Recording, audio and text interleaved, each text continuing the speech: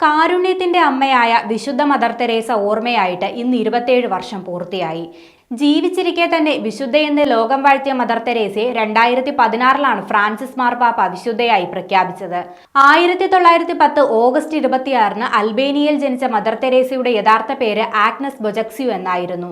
18-ാം വയസ്സിൽ അഗതികളെ ശുശ്രൂഷിക്കാനുള്ള ആഗ്രഹത്തോടെ അയർലൻഡിലെ ഡബ്ലിനിലുള്ള കന്യാസ്ത്രീ മഠത്തിൽ അന്തേവാസിയായ ആഗ്നസ് അവിടെ വെച്ചാണ് തെരേസ എന്ന പേര് സ്വീകരിച്ചത്.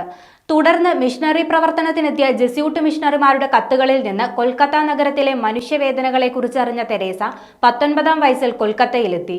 നഗരത്തിലെ ചേരികളായിരുന്നു മദർ തെരേസയുടെ പ്രവർത്തന മേഖല.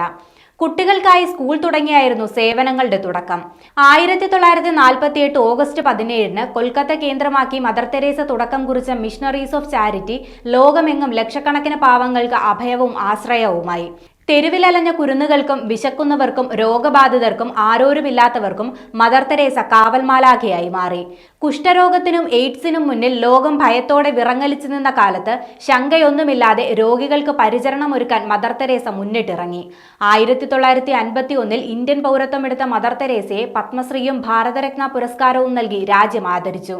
1979 സമാധാനത്തിനുള്ള നോബേൽ പുരസ്കാരവും മദർ തെരേസയെ തേടിയെത്തി.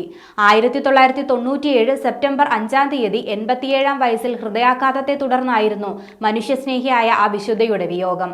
തുടർന്ന് 2016 സെപ്റ്റംബർ 4 ഫ്രാൻസിസ് മാർപ്പാപ്പ മദർ തെരേസയെ വിശുദ്ധയായി പ്രഖ്യാപിച്ചത്.